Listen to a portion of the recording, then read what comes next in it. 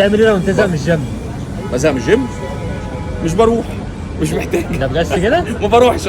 الموضوع بسيط جدا. كتر خيرك. بزهق ما بروحش. الراجل ده رايق يا جماعه من الجيم. بفصل شويه جيم باسبوع اسبوعين عوم. عوم. بنزل اعوم كيلو في اليوم. مقضيها عوم انت. ماشي. لو بتزهق من الجيم؟ انا اولا ما بزهقش من الجيم، ده ريليف بالنسبه لي، بس بزهق من الجيم بعمل حاجه اوت دور، ممكن اعوم، ممكن اجري، اعمل شويه كارديو، بس هي السباحه بالنسبه لي برضو الترنتيف جميل. برنس يا جماعه، برنس الجيم.